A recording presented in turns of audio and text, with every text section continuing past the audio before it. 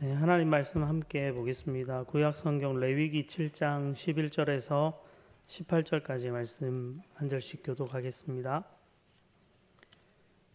레위기 7장 11절에서 18절까지 말씀입니다.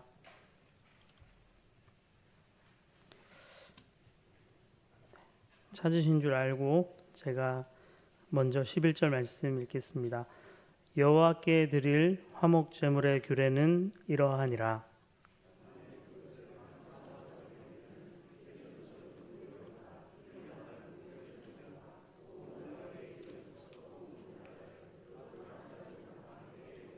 또 유교병을 화목제의 감사 제물과 함께 그 예물로 드리되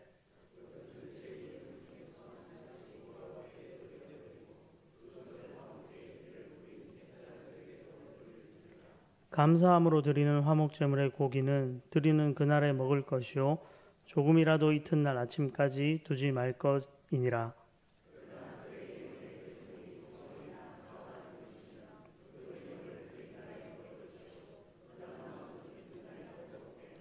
그 제물의 고기가 셋째 날까지 남았으면 불사를 지니 만일 그 화목 제물의 고기를 셋째 날에 조금이라도 먹으면 그 제사는 기쁘게 받아들여지지 않을 것이라.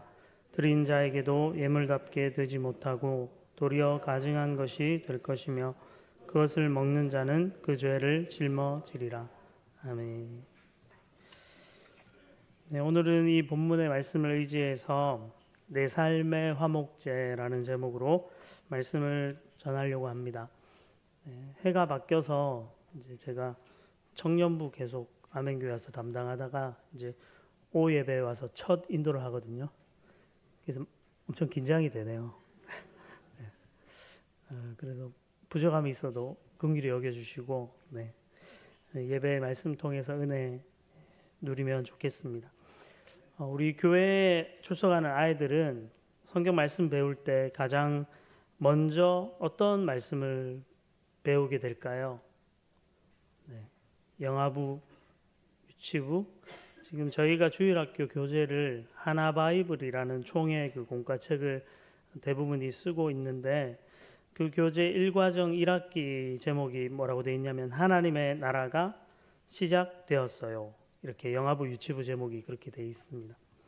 본문이 창세기 1장인데 즉 천지 창조 이야기를 가장 아멘교회 오면 먼저 배우는 것이고 올해는 4과정 1학기를 지금 이제 시작했거든요. 그래서 교리에 대해서 이제 첫날 오늘 예배 시간에 아이들에게 가르쳤다고 그렇게 이야기하시더라고요. 그러면 이스라엘 백성들의 이 후손들인 유대인들은 자기의 자녀들, 아이들에게 구약 성경 가운데 어떤 성경을 가장 먼저 가르칠까요? 에? 누가 대답을 레위기라 하신 거 아닌가요? 맞죠? 네, 맞습니다. 레위기랍니다. 네, 저도 레위기 책을 이제 설교 준비하면서 보다가 그렇게 이렇게 적혀 있는 걸 봤는데 왜 그들이 레위기를 먼저 가르치냐면 레위기의 말씀이 그들의 일상생활 속에서 지켜야 되는 그런 필수적인 규칙들을 기록하고 있기 때문에 그것이 몸에 배도록 익혀야 할 그 필요성을 가지고 레위기부터 성경을 가르치기 시작한다 이렇게 말하고 있었습니다. 그러나 저를 포함해서 현대의 그리스도인들은 레위기 말씀을 더 이상 지킬 필요가 없는 그런 율법의 규정으로 생각하거나 또는 이해하기가 어렵기 때문에 어려운 말씀으로 여기고 가까이 하지 못하는 편입니다. 성경을 읽다가 레위기에 딱 도착하면은 무슨 말인지도 잘 모르겠고 하나님이 왜 그들에게 이런 이야기를 하셨나 잘 모른 채 그냥 눈으로 읽고 이제 지나가는 거죠. 창세기 출애굽기까지는 막 여러 이야기 스토리들이 나오니까 흥미롭게 보다가 레위기 이렇게 가면 그렇지 않은 거죠. 그럼에도 불구하고 레위기 이 말씀 안에는 하나님께서 자기 백성을 향해 원하시는 뜻이 새겨져 있습니다. 그러므로 이 율법의 정신만은 우리도 잘 기억하고 삶에 적용할 필요가 있다고 저는 생각을 합니다. 말씀하신 것을 기억하고 하나님께서 우리에게 주시는 그 말씀의 의미들을 잘 찾아내 가지고 그러면 이 구약의 성경이 오늘 우리에게 어떻게 적용돼야 될까? 이것을 오늘 함께 본문을 살피면서 같이 생각하면 좋겠습니다. 오늘 본문은 하나님이 명하신 제사들 가운데 화목제 제물들에 관한 규정을 기록하고 있습니다. 우리가 레위기라고 하면 제사 이야기부터 쭉 이제 앞에서부터 시작이 되고 있는데 그 제사들 중에 화목제에 관한 규정을 기록합니다.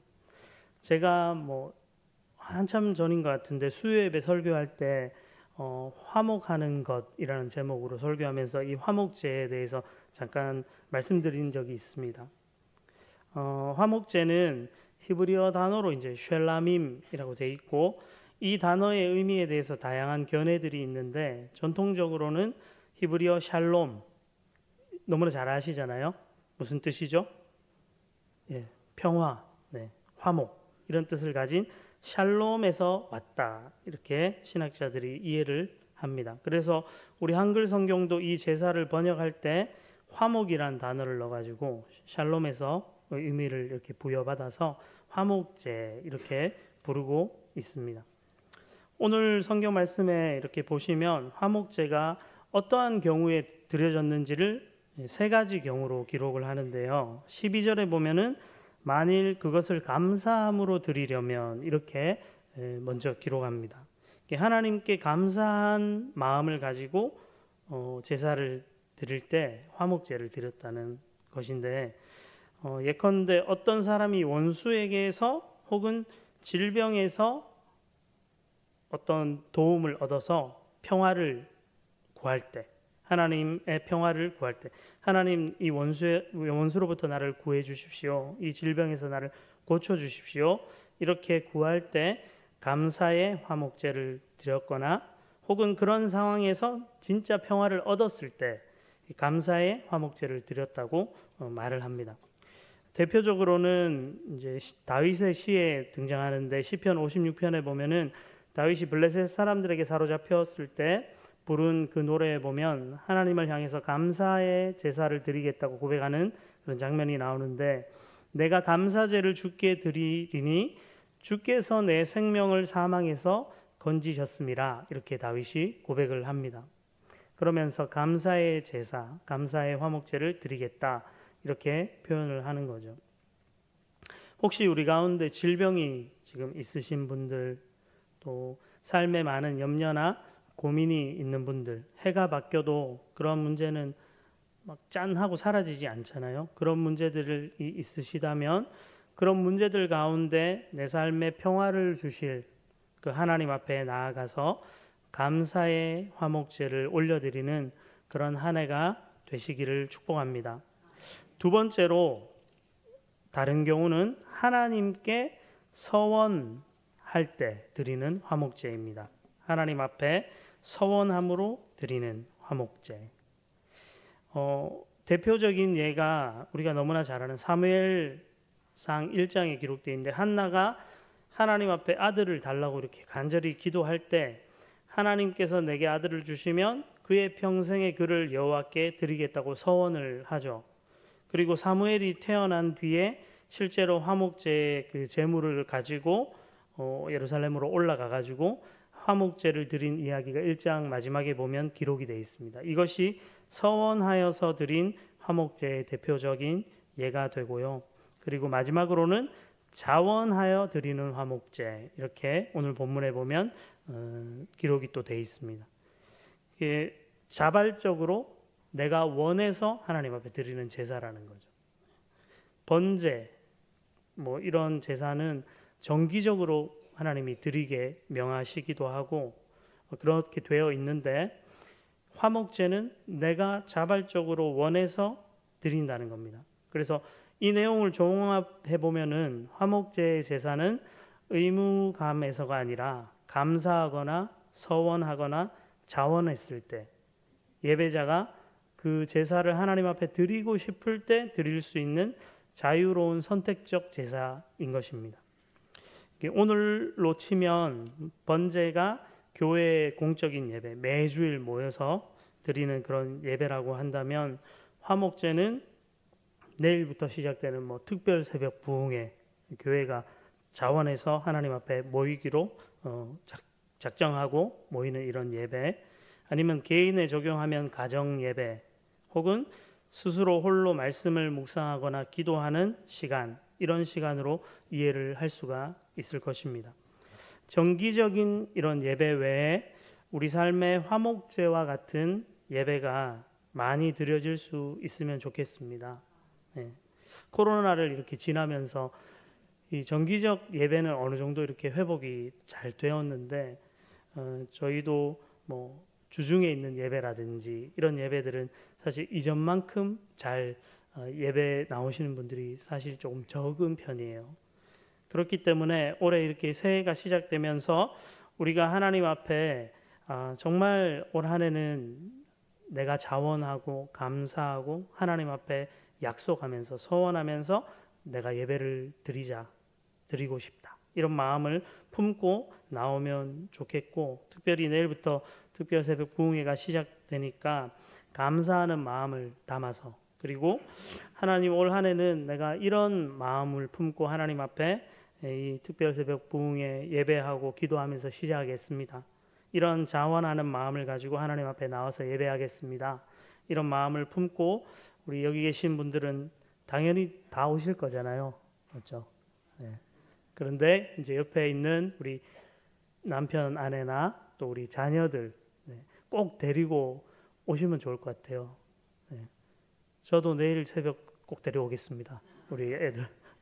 어쨌든 그렇게 마음을 딱 먹고 품고 하나님 앞에 예배드리면 좋겠습니다. 그리고 또 말씀을 많이 묵상하고 개인적으로 기도하는 자리에도 더 많이 나아가시면 좋겠습니다.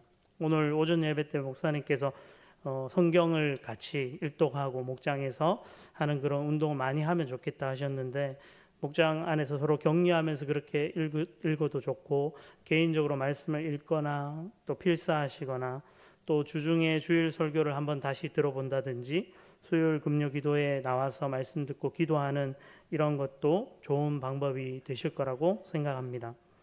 그렇게 함으로써 하나님이 내 삶에 허락하신 예배를 통해서 정말 하나님은 내게 평화를 주시는 하나님인가, 샬롬을 주시는 하나님인가를 확인해 보는 올 한 해가 되시기를 간절히 소망합니다. 이 화목제의 제사의 또 다른 중요한 특징이 한 가지 있습니다. 그 특징은 뭐냐면, 그것은 다른 제사들과 다르게 화목제의 제물은 제사장에게도 더 많은 몫이 돌아가고, 그리고 결정적인 차이점은 제물을 바친 그 예배자가 자기가 바친 그 제물 중에 일부를 돌려받아서 그것을 먹을 수 있는 유일한 제사였습니다. 고기를 먹을 수 있는 유일한 제사. 그래서 자기 자신과 가족이나 주변 이웃들과 남은 고기를 나누어 먹을 수 있다는 것입니다. 우리가 오늘 읽은 본문에 보면은 감사함으로 드린 제물은 그 당일까지 먹도록 허용을 하고, 또 서원해서 드렸거나 자원해서 드린 그 화목제의 제물들은 언제까지 먹을 수 있다고 되어 있죠? 이튿날까지 먹을 수 있고 3일째 될 때는 불사를 하고 하나님 말씀하십니다. 이 감사와 서원 그리고 자원하는 이 화목제 사이에 왜 이런 차이가 발생하는지는 정확하지가 않습니다. 그래서 알 수 없죠. 왜 하루만 먹게 하시고 이틀까지 하시는지 잘 모르겠지만, 학자들이 이 고기를 먹는 것에 대해서 이런 기한을 두는 것에 대해 두 가지 이유를 대고 있습니다. 첫째로는 당시에는 지금처럼 이제 음식을 보관하는 어떤 기술이 발전되어 있지 않잖아요. 저희는 이제 냉장고에 보관하면 되지만 그냥 실온의 어떤 상태에 둬야 되니까 고기가 쉽게 상하겠죠. 그렇기 때문에 어떤 위생적인 이유, 건강상의 이유 때문에 하나님께서 어떤 기한을 두시고 그것이 지나면 먹지 않게 배려하고 계신 거다, 이렇게 말하고, 다른 한 가지는 올해 만약에 더 기한을 넓혀주면 그 사람이, 그 재물을 돌려받은 사람이 그 고기를 이웃과 그 이튿날까지 하루 만에 다 먹어야 되면 남은 건 불살라야 하니까 어떻게 하겠습니까? 네, 남한테 줘야 되잖아요. 남한테 주게끔 하나님이 하셨다는 거죠.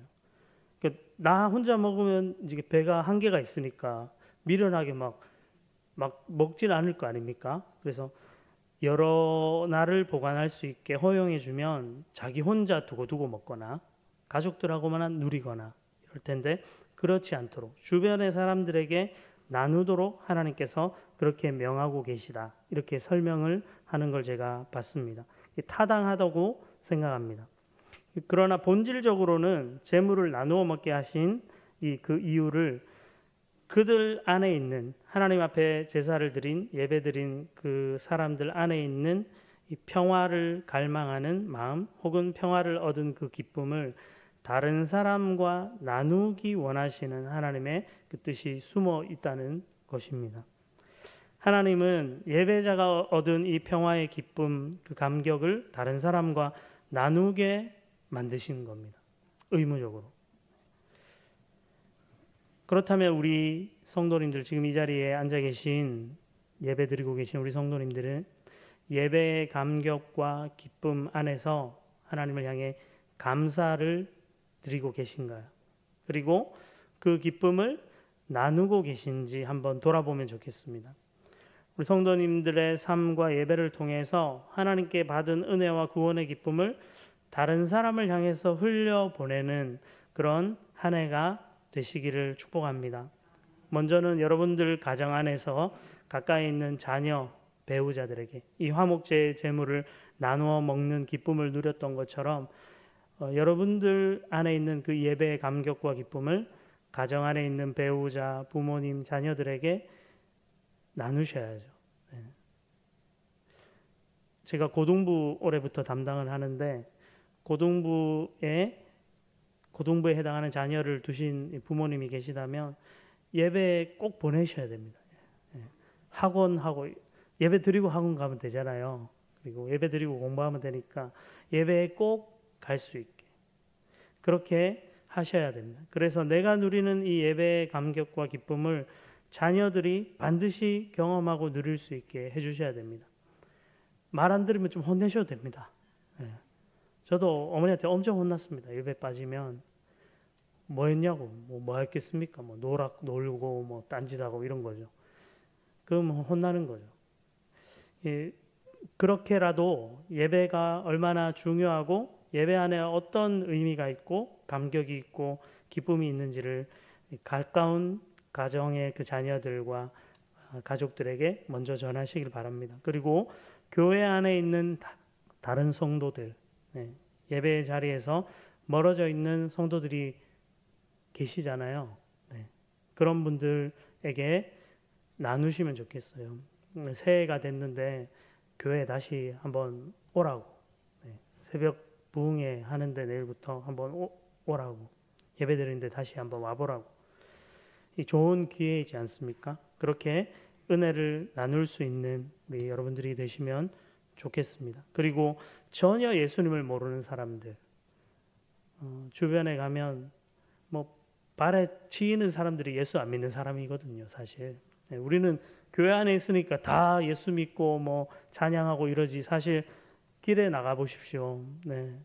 시내에 한번 가 보십시오. 예수님 모른 채 살아가는 그 수많은 사람들이 오늘도 그냥 지나다니고, 백화점을 지나다니고 길거리를 지나다니고, 그런 사람들에게 하나님을 예배하는 이 감격과 기쁨을 먼저 받은 우리가 그 은혜와 기쁨을 나누기를 하나님은 원하시는 것입니다. 세상은 모릅니다. 세상은 알지 못하고 세상은 알 수도 없는 이 예배의 기쁨과 감격을 여기 계신 우리 성도님들이 먼저 깊이 누리시고 그 받은 은혜와 기쁨을 많은 사람들과 함께 나누는 그런 우리 복된 아멘교회 모든 성도님들, 그리고 우리 교회가 되는 올 한 해가 되기를 진심으로 소망합니다. 기도하겠습니다. 사랑과 은혜가 풍성하신 하나님 아버지, 우리의 예배가 감사함과 또 자원함과 서원함으로 하나님 앞에 자유롭게 자발적으로 올려드리는 그런 화목제 예배 되게 주시옵소서. 올 한 해 하나님을 향해 마음껏 찬양하고 경배하며 그 감격과 기쁨을 다른 사람들에게, 우리의 가정의 가족들과 주변의 친구와 직장의 동료들과 내가 알지 못하던 이웃들에게 나누고 전하는 그런 한 해가 되어서 예배의 감격을 풍성히 누리고 나누는 그런 아멘 교회가 되게 해 주옵소서. 감사드리며 예수님 이름으로 기도드립니다. 아멘.